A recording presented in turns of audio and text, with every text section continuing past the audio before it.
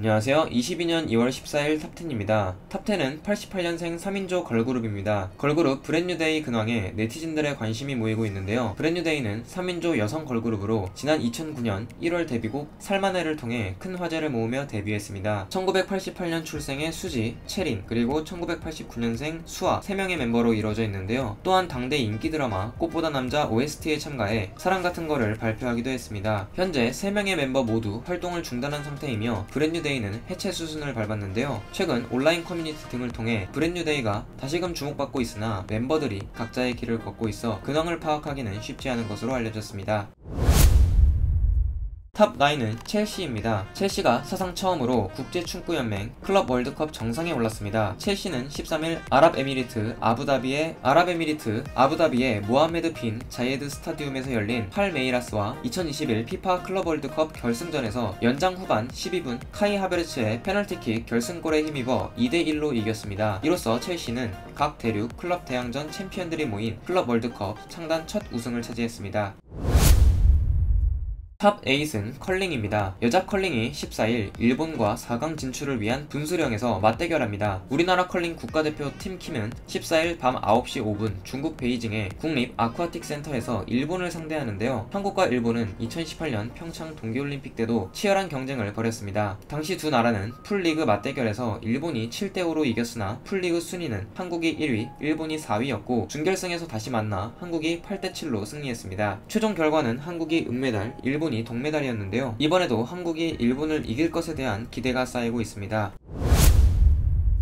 탑7은 우크라이나입니다. 폴란드가 우크라이나 난민 유입에 대해 대비하고 있다고 밝혔습니다. 14일 마리우스 카민스키 폴란드 내무장관은 트위터를 통해 우크라이나 난민 유입과 관련해 준비하고 있다라고 밝혔는데요. 현재 폴란드엔 우크라이나인 100만에서 200만 명이 거주하고 있는데요. 우크라이나 시민은 최대 90일 동안 비자 없이 폴란드에 입국할 수 있습니다. 폴란드 동부의 도시 치에하노프의 크지시토프 코신스키 시장은 지난 3일 중앙정부로부터 난민 수용소를 마련해달라는 요청을 받았다고 밝혔습니다. 마치에이 로만 볼시크 폴란드 내무부 차관은 지난달 폴란드가 100만 명에 달하는 우크라이나 이주자를 수용할 준비를 하고 있다고 밝혔습니다.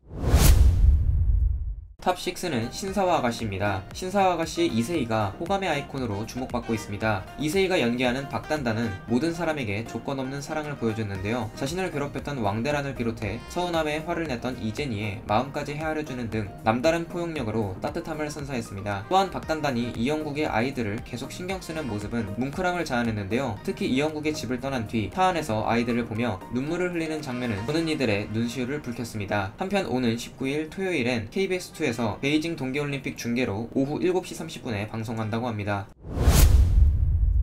탑5는 25, 21입니다. TVN 25, 21 김태리와 남주혁이 청춘들만의 청량하고 뭉클한 위로법을 전하며 안방극장을 감동으로 물들였습니다. 지난 13일 밤 9시 10분에 방송된 TVN 토요일 드라마 25, 21 2회는 수도권 가구 기준 평균 8.9%, 최고 10.1%, 전국 가구 기준 평균 8.0%, 최고 9.4%를 기록하며 자체 최고 시청률을 경신해 수도권과 전국 모두 케이블과 종편 포함 동시간대 시청률 1위를 차지했습니다. 방송 후 시청자들은 25, 21 색감 진짜 역대급이다. 누군가 물감으로 정성스럽게 보정한 것 같이 너무 아련하다. 세상에 너무 재밌네요. 1998년에 나도 18살이어서 더 찐공감이라며 뜨거운 반응을 쏟아냈습니다.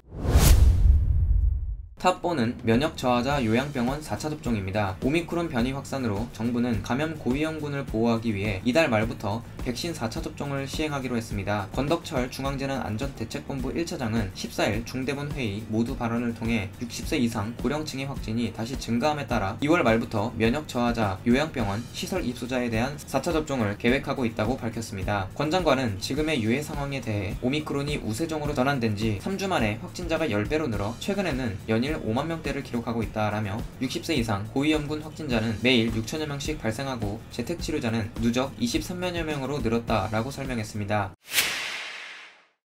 탑3는 발렌타인데이입니다. 발렌타인데이는 2월 14일로 여성이 좋아하는 남성에게 초콜릿을 주는 날로 알려져 있습니다. 최근에는 남녀 관계없이 이웃 사람들이나 친구들, 동료들, 주위 아는 사람들과 선물을 교환하기도 하는 모습을 보이고 있는데요. 역사학자들에 따르면 발렌타인데이 유래는 로마 시대로 거슬러 올라갑니다. 서기 269년 로마 황제 클라디우스 2세는 결혼 금지령을 내렸지만 발렌티노 주교는 젊은 연인들을 몰래 교회로 찾아오게 해 주례를 서고 결혼을 시켜주었습니다. 분노한 황제는 사형을 사형을 언도했고 그해 2월 14일 발렌티노는 몽둥이질과 돌팔매질을 당한 뒤 처형됐습니다. 기독교 박해 속에서도 가난하고 병든 이들, 젊은이들을 도왔던 인물로서 성인 발렌티노의 정신을 기념하는 날이 바로 발렌타인데이인 것입니다.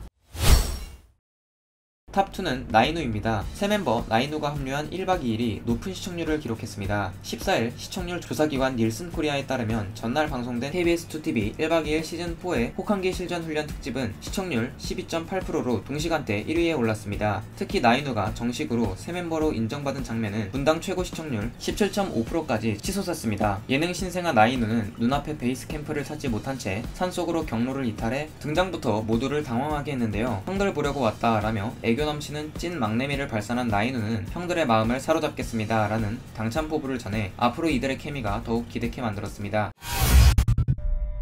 탑1은 RM입니다. RM이 쇼트트랙 여자 국가대표 선수들의 은메달을 축하했습니다. RM은 13일 자신의 인스타그램에 베이징 동계올림픽 쇼트트랙 여자 3000m 계주 결승 시청 인증샷을 게재했는데요. 해당 경기에서는 쇼트트랙 선수 최민정, 김아랑, 이유빈, 서휘민이 출전한 가운데 네덜란드에 이어 2위로 들어오며 은메달을 목에 걸게 됐습니다. RM은 자신의 인스타그램 스토리에 경기 시작 전 가즈아라는 글을 올리며 기대감을 드러냈는데요. 이에 RM은 마지막 주자인 최민정 선수가 결승선을 통과하고 기뻐하는 모습이 담긴 영상과 함께 멋이라는 글을 적으며 축하의 메시지를 전했습니다. 해당 글을 접한 이유빈 선수는 자신의 인스타그램을 통해 올림픽 잘 봐주셔서 감사하다. 다음 종목 더 재밌고 멋있게 타보겠다. 7년째 아미 겸 올림픽 출전 선수라는 글을 적으며 RM의 응원에 화답했습니다. 이를 접한 국내 팬들은 축하하는 방법도 멋있다. 최고가 최고에게 등의 반응을 쏟아냈습니다.